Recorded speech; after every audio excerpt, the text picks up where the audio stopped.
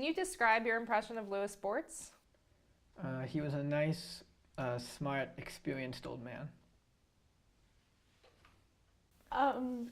Yeah, I mean, to me, he just seemed like a crotchety old man. I didn't think like much more of it. What specifically read as crotchety to you? Just like his like tone of voice and like the way he would answer questions seemed like the guy who would say like, "Oh, back in my day," or something like that.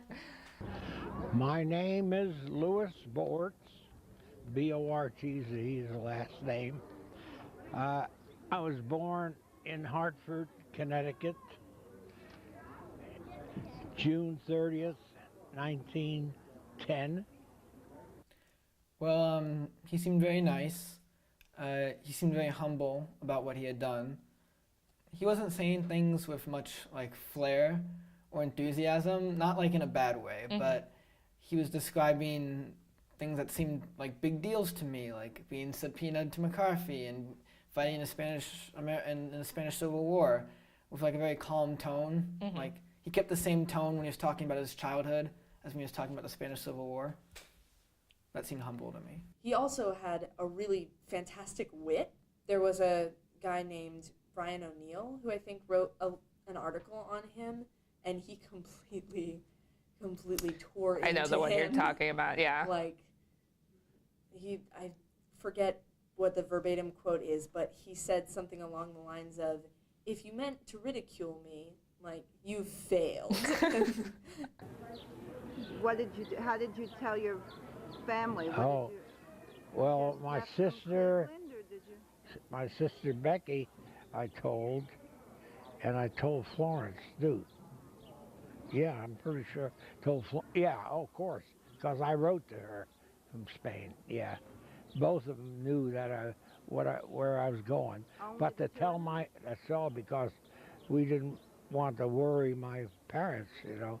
So I told them to tell them that I went to the Soviet Union to get a job and stay there. Well, they tried to charge me with plotting the assassination of Joe McCarthy, in case you want to know. And they had it spread all over the damn newspapers and the TV. And they thought, well, you know, people know me. No, I just don't plot things like that in my thinking. Just doesn't coordinate there. So they try to get me to name guys and stuff like that, and finally they gave up, I think, and I gave them the Fifth Amendment so I don't get tied up in anything legalistically, because I didn't know enough about, although I got some advice from some guy, some lawyer in Washington, D.C., and he advised me to use the Fifth Amendment because that's the best thing. So I kept doing it. Even when they asked me if I was in the American Army, I still gave them the Fifth Amendment. Because once you break the cycle or whatever you'd call it in this Fifth Amendment business, you'd have to answer it at certain times. You have to answer something positively for them. But it turned out I didn't do it. I'm not completely sure. He did seem kind of wary, because he was talking. He was saying to as a message to future generations, like don't underestimate the right wing. And I think in this particular political climate, that really kind of showed. About how recently were you active until you were active just up until? I belong to the Communist Party right today. Yeah, we got a club up in Pittsburgh, Cleveland. What are you thinking about today's social issues? Well, we have to keep going to improve things. There's a lot of things to improve. Whether it's housing, whether it's shipping troops, American troops, to places like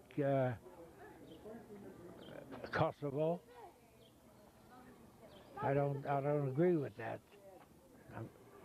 I didn't agree. I don't know if they're going to withdraw them or not so far.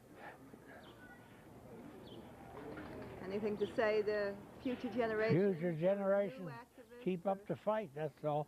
And don't think that the danger of fascism is all cleaned up and okay, because it isn't.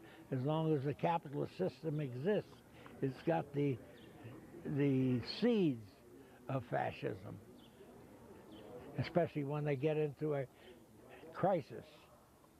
That's when it might, hope it doesn't, but maybe the democratic forces will be strong enough to resist and topple those people, and you have a change. But they say the left doesn't believe in democracy; they believe in dictatorship. That's a lot of nonsense. If anyone's a real Democrat, it's a people's rule, isn't it? And we believe in people's rule. Even if it means taking over whole industries in the public domain. That's basically my thinking. I see it as really a challenge, but something we can win by.